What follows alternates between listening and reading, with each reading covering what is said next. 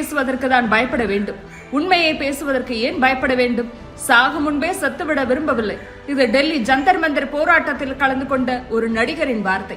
நடிகர் என்றால் 10 பேரை புரட்டி எடுத்து பஞ்ச் டைலாக் பேசி நடித்த நடிகர் அல்ல. தமிழ், தெலுங்கு, கன்னடம், மலையாளம், ஹிந்தி என இந்தியாவின் பல மொழிகளிலும் வில்லனாகவும் குணச்சித்திர நடிகராகவும் தந்தையாகவும் ரசிகர்களை கவர்ந்தவர். அவர்தான் பிரகாஷ் ராஜ்.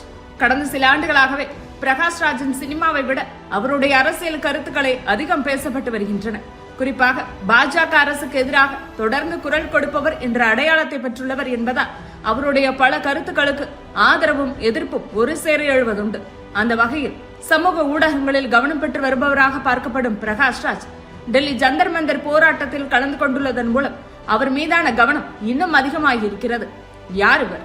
1965 மார்ச் 26 கர்நாடக மாநிலம் பெங்களூருவில் பிறந்தவர் பிரகாஷ் ராஜ். அவருடைய இயற்பெயர் பிரகாஷ் ராய்.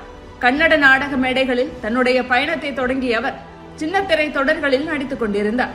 சின்னத்திரை நடிகராக இருந்த பிரகாஷ் ராஜை வெள்ளித்திரைக்கு அழைத்து வந்தார் இயக்குனர் கே பாலச்சந்தர். 1994 பாலச்சந்தர் இயக்கத்தில் வெளிவந்த டூயட் படத்தில் முக்கிய கதாபாத்திரத்தை ஏற்று நடித்தார் பிரகாஷ் ராஜ்.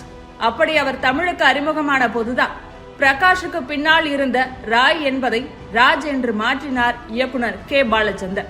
அதன் பிறகு பிரகாஷ் ராஜ் என்ற பெயரிலேயே மற்ற மொழி படங்களிலும் நடிக்க தொடங்கினார் பிரகாஷ் ராஜ்.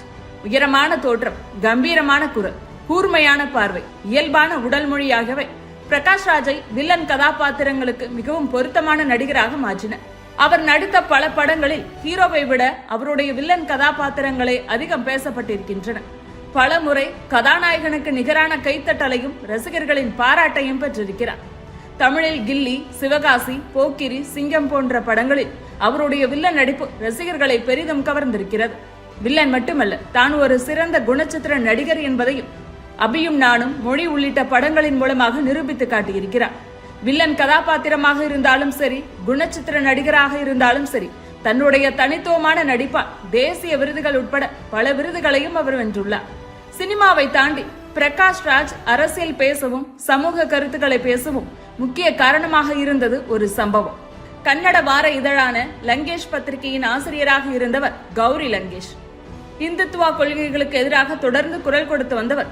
கடந்த 2017 செப்டம்பர் 5 லங்கேஷ் பத்திரிகை அலுவலகத்தில் இருந்து அவருடைய வீட்டிற்கு சென்ற போது 2 மர்ம நபர்களால் கௌரி லங்கேஷ் சுட்டுக் கொல்லப்பட்டார். இந்த சம்பவத்தால் மிகவும் பாதிக்கப்பட்டார் கௌரி லங்கேஷ் நண்பரான பிரகாஷ் ராஜ்.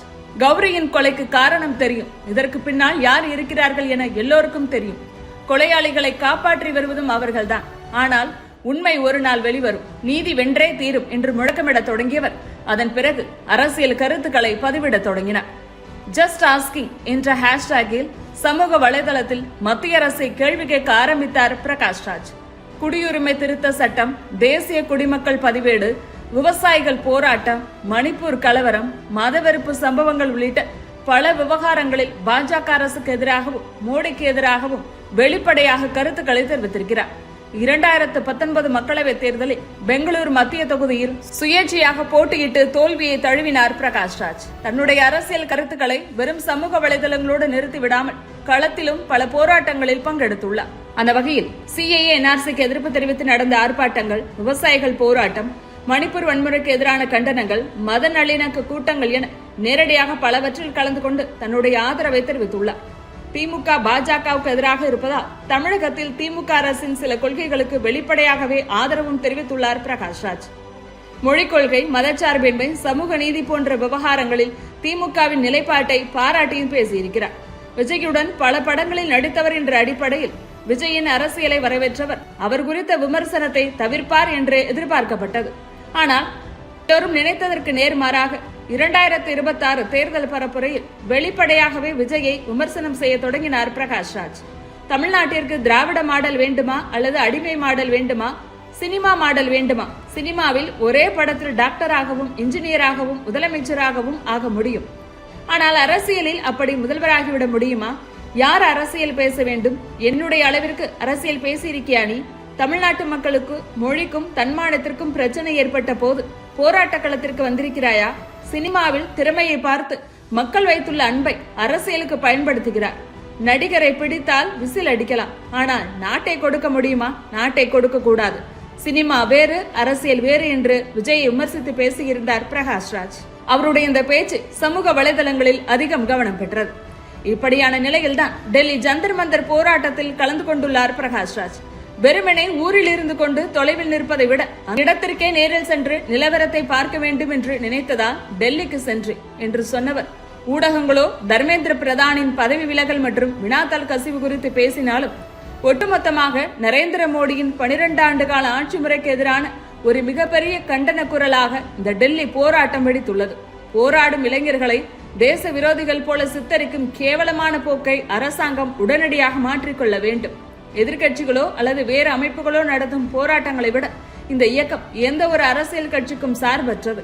இது ஒட்டுமொத்த நாட்டின் குடிமக்களின் உரிமை போராட்டமாகும் என்று வலியுறுத்தி பேசியிருக்கிறார் பிரகாஷ்ராஜ். டெல்லி ஜந்தர் மந்தரில் நடக்கும் போராட்டத்திற்கு பிரகாஷ்ராஜ் நேரில் சென்று ஆதரவு கொடுத்துள்ள நிலையில் இதை வரவேற்றுள்ள நெட்டிசன்களில் பலர், ஜனநாயகன் வரவில்லை, ஆனால் வில்லன்கள் நிச்சயமாக வந்தார்கள் என்று பிரகாஷ்ராஜை பாராட்டி பதிவிட்டு வருவதை பார்க்க முடிகிறது.